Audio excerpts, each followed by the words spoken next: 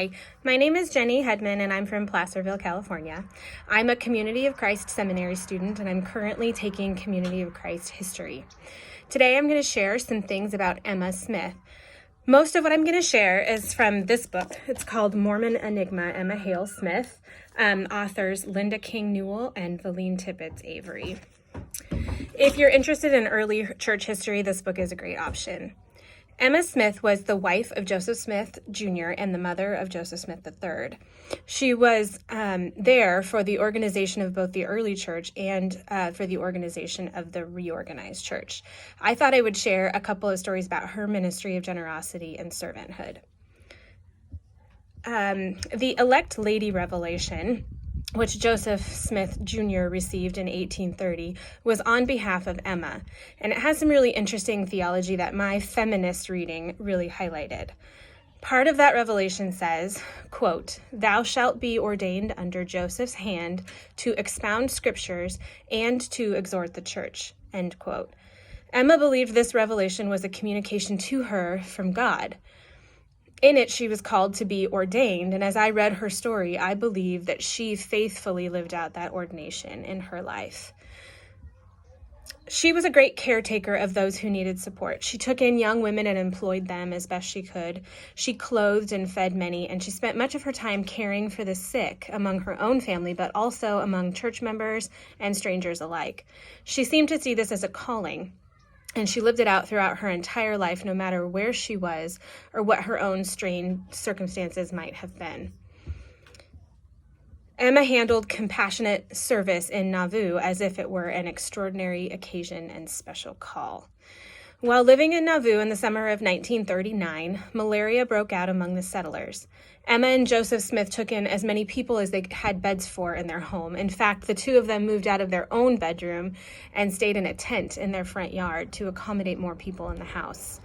Emma worked tirelessly that summer to nurse the sick, and then, when she and Joseph felt they could, they traveled around the town on horseback, visiting still more sick people.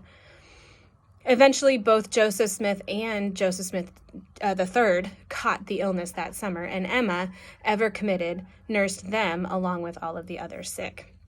She spent the whole summer in that manner and finally got some relief in the fall when the mosquitoes started dying off.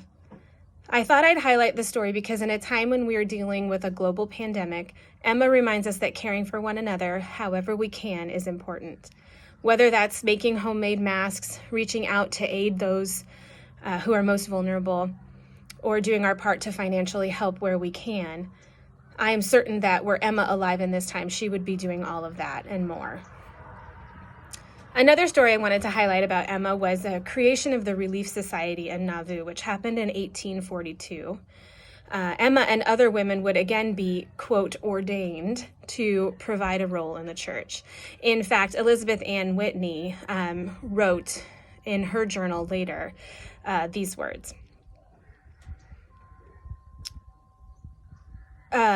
She said, "She and several other women were, quote, ordained and set apart under the hand of Joseph Smith the prophet to administer to the sick and comfort the sorrowful," end quote. I found these moments throughout the early church where women were acknowledged for their talents and hard work to be little beacons of light. Emma was integral in the creation of the Women's Relief Society, and she served as the president as well.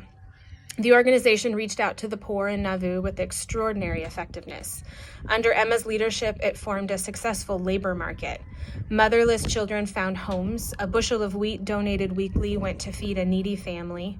Widows with young children had money to pay for their schooling. Elderly women's gardens were plowed. Shoes appeared in poor homes, and a family without bedding received blankets. When she organized a committee, accepted an assignment, or learned of someone's plight, she led by example or directed the women in dealing with the problem. Emma's life was filled with hardship and pain, yet she always reached out to those who needed her help. She sought ways that she could use her talent to serve and bless all those that she could.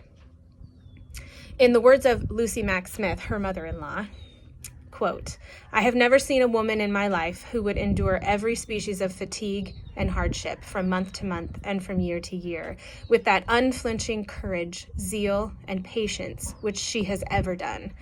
For I know that which she has had to endure. She has been tossed upon the ocean of uncertainty. She has breasted the storms of persecution and buffeted the rage of men and devils, which would have borne down almost any other woman." End quote. So I hope hearing Emma's story might encourage us all to seek ways to share God's generosity and love in our world. Her ministry was far-reaching, and so can all of ours be if we listen to God's call and respond in generosity. Thank you for taking the time to listen, and please stay home, be well, and take care of each other.